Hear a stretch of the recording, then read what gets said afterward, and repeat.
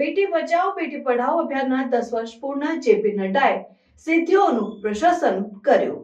કેન્દ્રીય મંત્રી જેપી નડ્ડાએ દિલ્હીના વિજ્ઞાન ભવનમાં યોજાયેલ કાર્યક્રમમાં બેટી બચાવો બેટી પઢાઓ અભિયાનના 10 વર્ષ પૂર્ણ થવા ઉપર આ પહેલની સિદ્ધિઓને રેખાંકિત કરી. તેમણે જણાવ્યું કે 2014 પછી માતા મૃત્યુદરમાં ભારે ઘટાડો થયો છે અને સંસ્થાત્મક પ્રસૂતિમાં 97% સુધીનો વધારો થયો છે. જેપી નડ્ડાએ જણાવ્યું, બેટી બચાવો બેટી પઢાઓ માત્ર એક અભિયાન નથી, પણ મહિલાઓ અને બાળકોના આરોગ્ય, સુરક્ષા અને શિક્ષણમાં સુધાર લાવવા માટેનું મહત્વપૂર્ણ પગલું છે. આ પહેલ મહિલાઓને સશક્ત બનાવવા અને સમાજમાં તેમના મહત્વને મજબૂત કરવાની દિશામાં મહત્વપૂર્ણ રહી છે. આ અભિયાનના કારણે માત્ર લિંગ અનુપાતમાં સુધારો જ નહીં થયો, પણ શિક્ષણ ક્ષેત્રે દીકરીઓને પ્રોત્સાહન આપવાનું કાર્ય પણ સફળ રહ્યું છે. જનની સુરક્ષા યોજના, પ્રધાનમંત્રી માતૃવંદના યોજના અને સુકન્યા સમૃદ્ધિ યોજના જેવી વિવિધ યોજનાઓ દ્વારા સરકાર દીકરીઓ અને માતાઓના જીવનમાં સુધાર લાવવા માટે પ્રયત્નશીલ છે.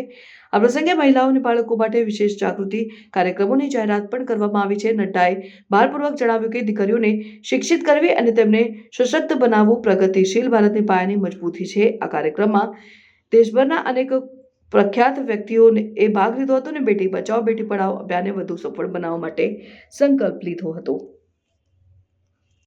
2014 में प्रति लाख माताएं जो गर्भवती होती थी और डिलीवरी देती थी, उस प्रति लाख में से प्रति 1 लाख में से 130 माताओं की मृत्यु हो जाती थी.